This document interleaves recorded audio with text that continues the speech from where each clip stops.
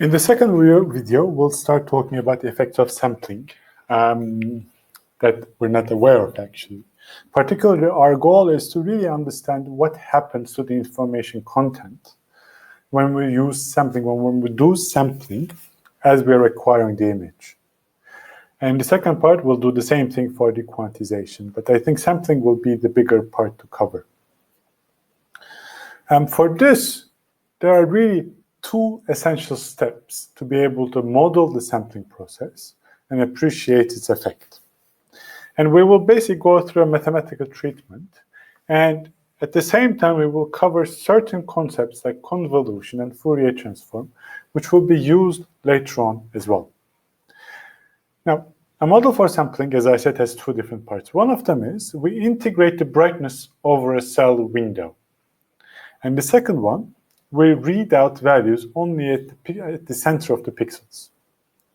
Now, the first part will actually lead to blurring type degradations, and the second part will lead to aliasing and leakage and frequency domain issues. And we will deal with, talk about this. So let's go with the first part, integrating over a cell window. I showed you this picture already, and we've talked about the fact that in this camera, in the CCD form, for example, all the photons that fall in the sensor are actually gathered and read off. So the first step is all the photons are simply summed when you actually read off a single value from the sensor. So in a sense, I can represent the entire process as simply an averaging over this rectangular window. Mathematically, this can actually be represented by this equation. So I is the image at x and y, and x and y actually covers, goes from the real spatial values that are not discretized. So I represents the number of photons, for example, that fall on the position x and y. Now, I basically sum over all those photons for all those x and y's that falls within the sensor. And let us assume that the sensor actually have exactly the same sensitivity across all locations within the sensor. So that basically means that I have this p function that I multiply with I, and the p function achieves a value of 1 over the sensor area and value of 0 anywhere else. So if I multiply the image with the p and then integrate over the entire domain, since p is only 1 in the sensor area, this integration will give me the average or the sum of the photons in that sensor area. Now this integral, as we explained, is actually something very common that's used in computer vision or image processing. This is called convolution. So this integral, I actually represent it as this. So it's a convolution of the I function with the p function. In particular, it's a slightly different convolution. It's actually not the convolution with the p function, but it's the convolution of the reflection of the p function around the origin. Here I represented p minus x and minus y. So if p is actually symmetric around the origin, which is the case for us, it's the same thing as I convolve with p. But just to keep the notation sound, we basically make sure that this integral corresponds to convolution of I and the reflection of p function around the origin. Now we will take a detour and talk about convolution, which will become very important for later on as well. Now, we looked at the convolution in the continuous domain in the previous integral. But let's look at actually convolution in the discrete domain to get really an intuition of what is happening. So underneath, I have an image. And the image in the discrete domain is actually composed of pixels, and each pixel we have the intensity values. A convolution means that I basically take this image and convolve with a convolution kernel that is composed of a smaller area, for example, 3 by 3 pixels here, where at each pixel it has a certain weight value given by wi of j. And the convolution in the generic case is represented by w star x. Now, as I said, this is a detour, so it's not exactly the same thing as the one before. Here we actually have already a discrete image, and we have a convolution kernel that's defined in discrete case. But let us look at this, because I think the intuition that we have over convolution in this discrete case will be useful both to better interpret the integral that we've seen before, but also it will be useful for further on when we talk about convolution in the future lectures. Now, the very basic idea about convolution is I take this kernel and I place it over my image.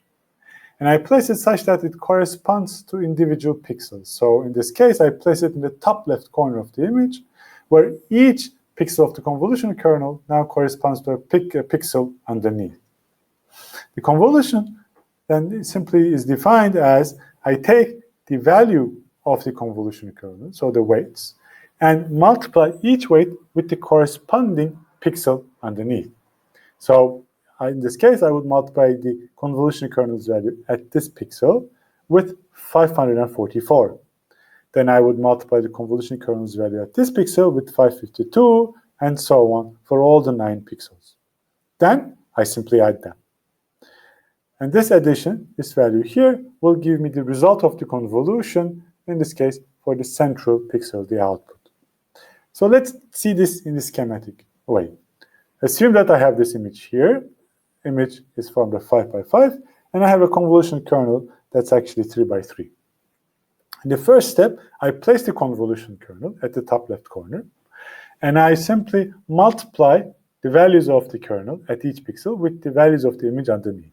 And that, I multiply them and I add them, and I get the value at the output that's represented with A. Now, in the next step, I simply shift the convolution kernel one step to the right and do exactly the same thing. Multiply the weights with the underneath pixel intensities, add them, and I get a value for the central pixel here, and I will write it as B at the right-hand corner there. I do the same thing again by shifting the convolution kernel one to the right, and I get the C. Then I do it again, basically now shifting the convolution kernel one step down, get D, get E, and repeat this process until I cover the entire image. Basically, I take the convolution kernel and go through the image in a sliding window form. And finally, I basically get the final value J here. There are two things to notice here. I started with an image that was 5 by 5, and I ended up with a convolution result that's 3 by 3.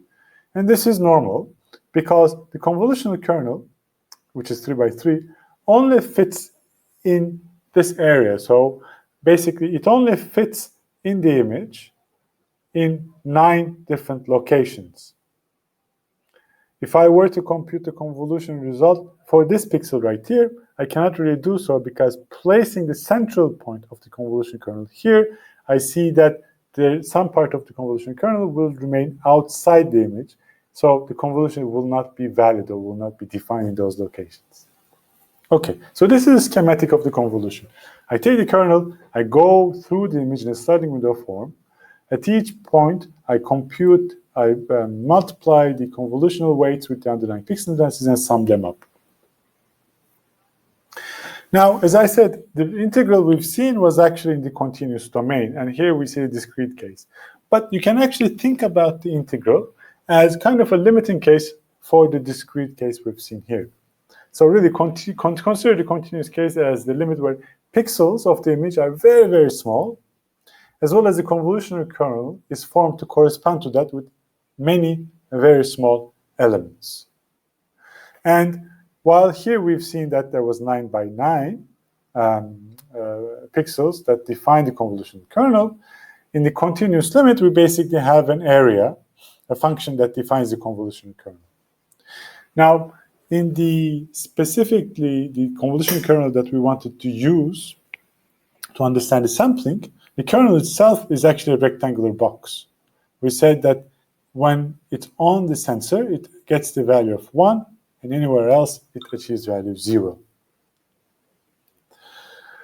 There are certain properties of the convolution that are actually quite useful.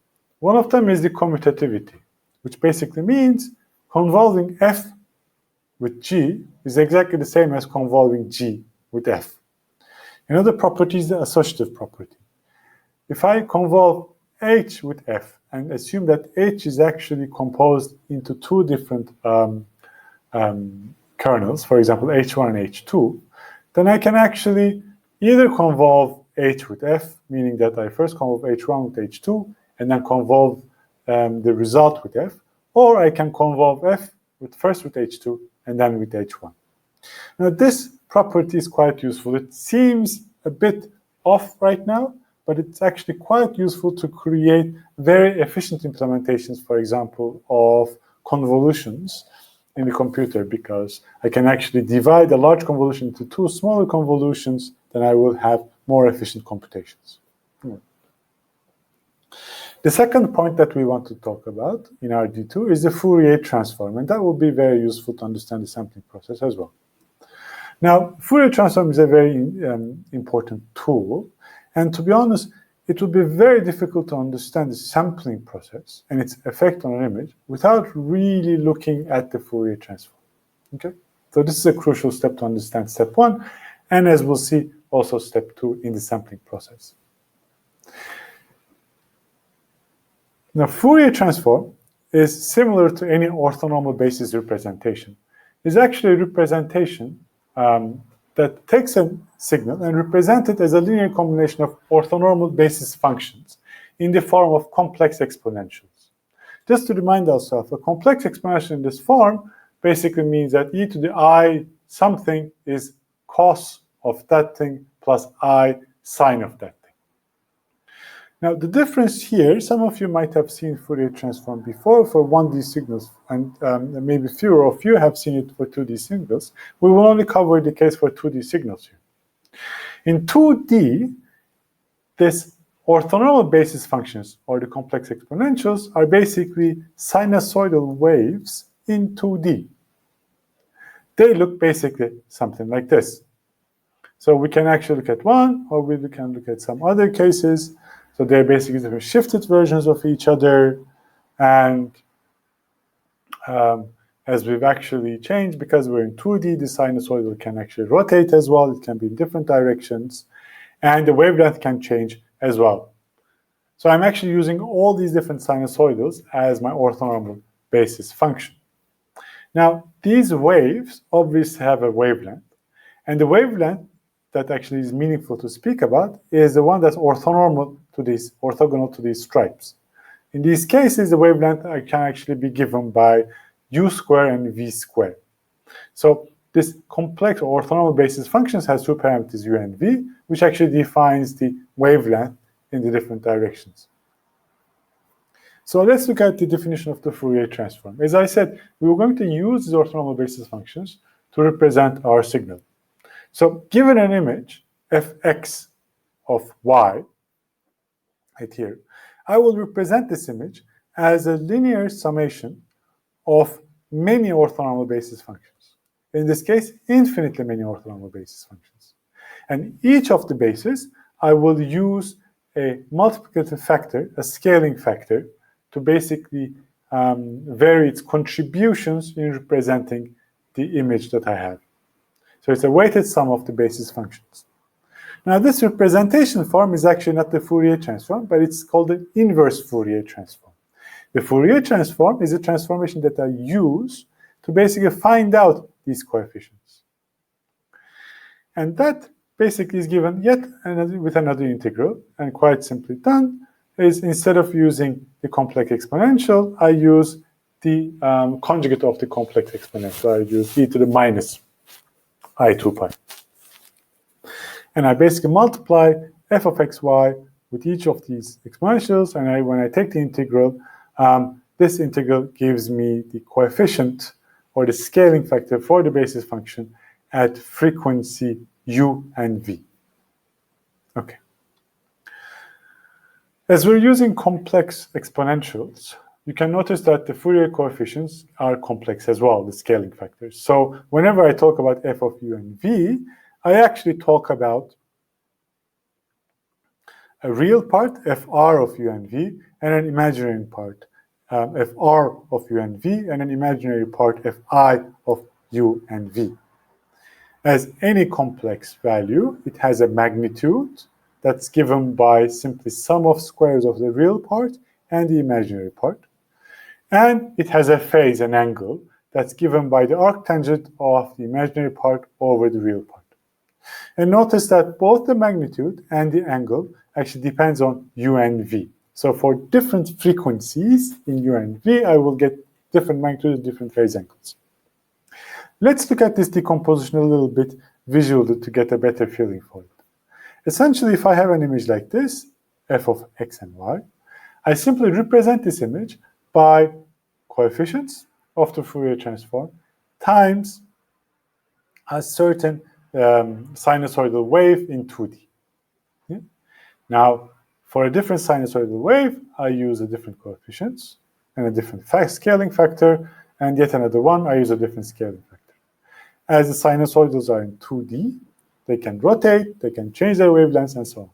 And usually to faithfully represent an image, a real image, I use infinitely many sinusoidals to be able to really represent the image. Let's look at an example of a Fourier transform for a real image, what it looks like. Here I have the image of a person. Now, in the image, I can interpret everything. The Fourier transform of this image looks something like this. What I'm showing here, actually, as I said, the Fourier transform or the Fourier coefficients are complex, but what I'm showing here is for each u and v, so frequencies in the u and v direction, I show the magnitude of the Fourier transform. In this case, the x-axis corresponds to u, and the y-axis corresponds to v. And it's quite an interesting picture. I see that at the center, it has high values, and as I go to the corners, it has low values.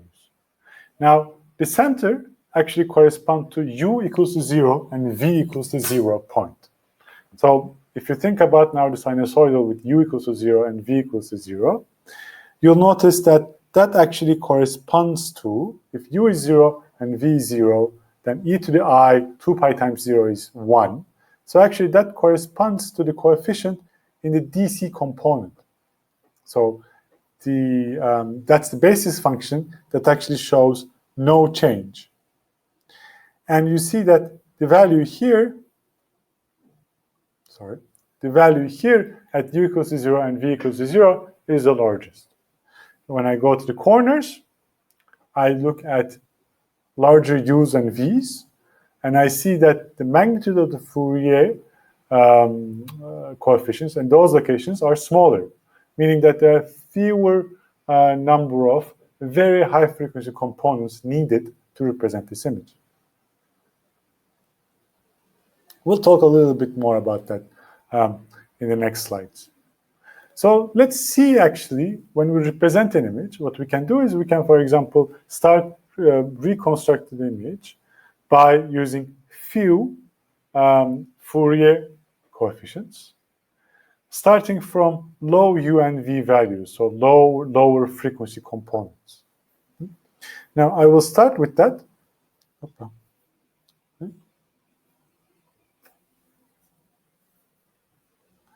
And as the video goes on, I will add higher and higher frequency components. So in a sense, I start from the center of the image that we've seen before, and I start adding components as I go to the corners. And what I see that as I add higher and higher frequency components, I start actually putting in details of the image. The higher the frequency component I add, the more details goes into the image. Okay? And now I can actually get the original image back when I actually add a lot of Fourier components. What was interesting is, notice that at some point, I could actually recognize the image quite well. So the higher frequency components add very fine level details, but even with the lower frequency components, I'm able to recognize what's going on in the image.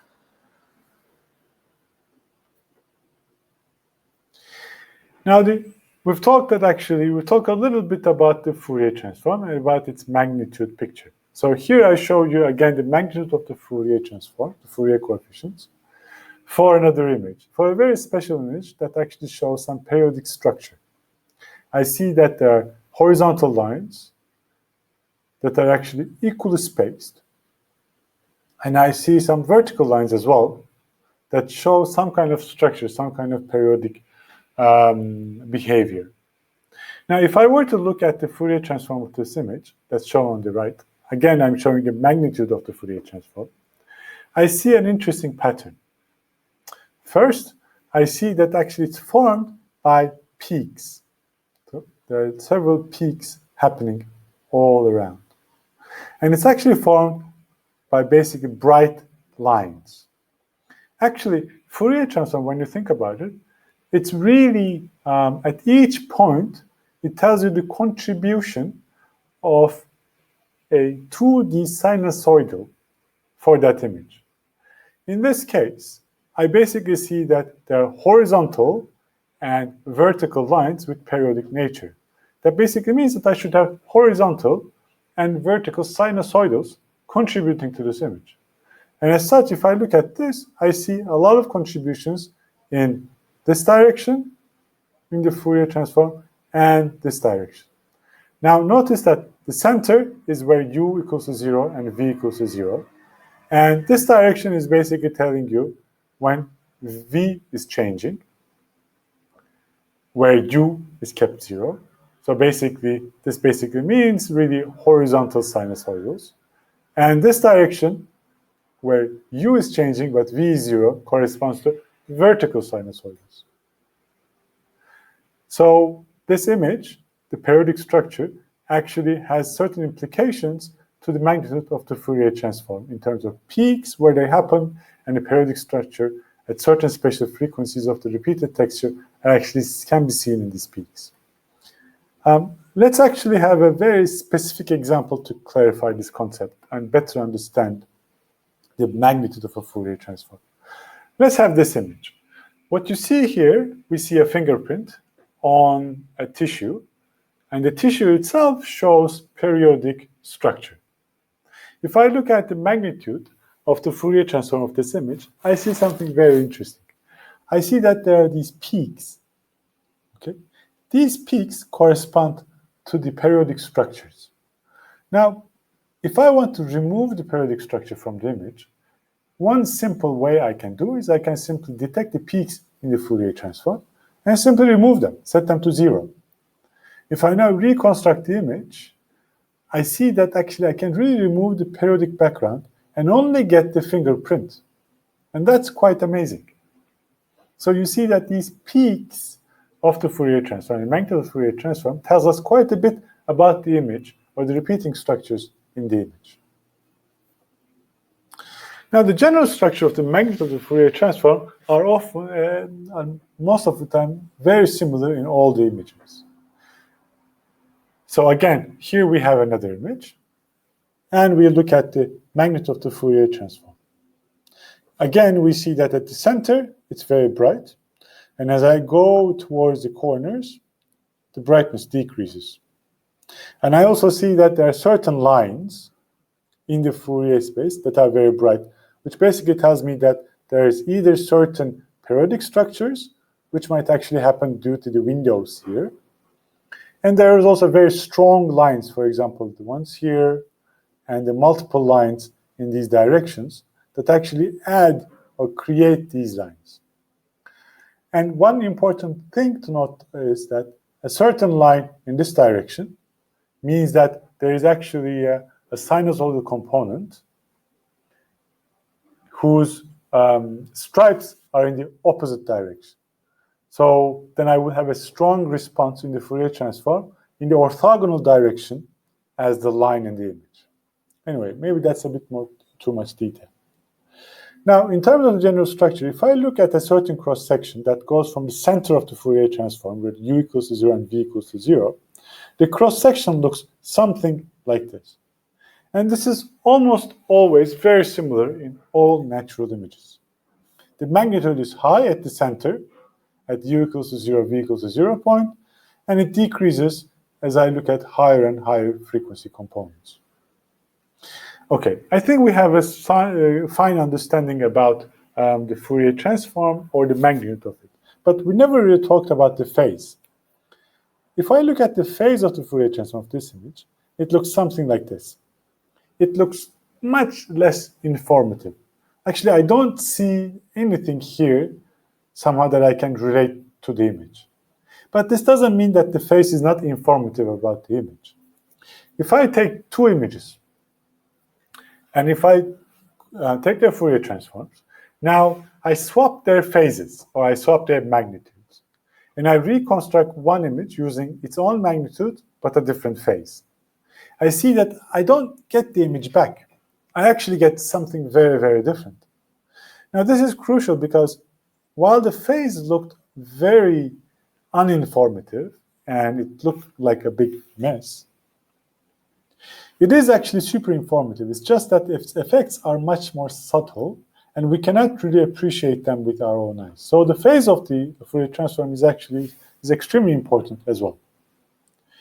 One important theorem that we need in our treatment, both to understand the effects of the sampling, but also to understand later the effects or blurring and de-blurring operations that we'll see in the second part of this lecture, is the convolution theorem. Now, if I take an image, if I take two signals in continuous domain, A and B, and if I convolve them, a very simple question that I can ask is, what is the Fourier transform of its result? Now, you can actually do it quite simply by putting in all the integrals. So the Fourier transform of C of u and v will be the Fourier transform of C of x and y. So putting on x and y as the convolution of A and B, and then putting in the complex exponential conjugates, I can actually write the Fourier transform integral right here. Now, plugging in the integral for the convolution, I get a messy term. I get 4 integrals, and the convolution now added another set of variables, alpha and beta. And that's okay, it looks complicated, but trust me, it will get much simpler. Because I noticed something very important, which is the x and y and alpha and beta, they're two different integrals, really. So what I can do is, I see that only A has any relation to x and y. So I can simply take this complex exponential and the dx and dy inside the first integral. So I swapped the orders of the integrals. Now this looks interesting because it looks like somehow the Fourier transform of A. Not exactly because I have these alphas and betas. Well, you know what? I can actually get rid of it quite easily. Let me define new variables, x prime and y prime. X prime corresponds to x minus alpha, and y prime corresponding to y minus beta. Now, if I do the change of variables, I see that I have x prime, y prime. A is now representing these new variables. And now the complex exponential changes as well. X becomes x prime plus alpha, and y becomes y prime plus beta. Okay. Now I want to take this integral. I noticed something interesting, which is the part of this exponential, actually this complex exponential can be divided into two parts. One composed of x prime and y prime, another one composed of alpha and beta. Actually, I can compose the two parts and take the one that only depends on alpha beta outside the first set of integrals. So I get this line here. So I took out the complex exponential that only depends on the alpha and beta outside. Now this is quite interesting because now this inside double integral really is the Fourier transform of A. So let me write that. C of u and v now is the double integral of the Fourier transform of A, and then B of alpha and beta and the complex exponential. But notice something interesting. This guy, A of u and v, does not depend on alpha and beta, so I can take it out, and when I take it out, what remains is Fourier transform of B, alpha, and beta. So the Fourier transform of C is actually the Fourier transform of A times Fourier transform of B. And that's the convolution theorem, and it's actually quite important. A convolution in space corresponds to a multiplication in the frequency domain. And moreover, there is some reciprocity. Just as the convolution in space corresponds to multiplication in Fourier transform domain, convolution in Fourier transform domain corresponds to multiplication in space. And that you can actually prove using exactly the same method that we've done quite easily. So there is a reciprocity. That's actually quite useful. And one part that actually makes it useful is really to understand what happens in the integrating over a cell in the first step of the sampling process. But before that, one last thing that I want to introduce is actually a notation or a language, which is the point spread function and the modulation transfer function. So whenever we talk about an imaging system, and this is very common in applications of microscopy, application of medical imaging, application of satellite imaging, whenever there's an image I of xy and there's a kernel R of xy that convolves the image, it is common to call the kernel the point spread function. So in a sense, R of x kind of spreads the intensities of the image of a certain pixel to adjacent pixels based on the values of the kernel itself. And this terminology is widely used in microscopic imaging. Now, the point spread function convolves the image, so I is convolved with R. And when I take the Fourier transform of it, I know now the Fourier transform corresponds to Fourier transform of I and Fourier transform of R. Now, just as R here is called the point spread function, R here, its Fourier transform, is called the modulation transfer function. So the modulation transfer function is the Fourier transform of the point spread function. Now, in the next part, we'll actually start going back to the first step and really now use all the methodology that we developed to understand what's happening. But before that, let me stop this video and upload a short version again.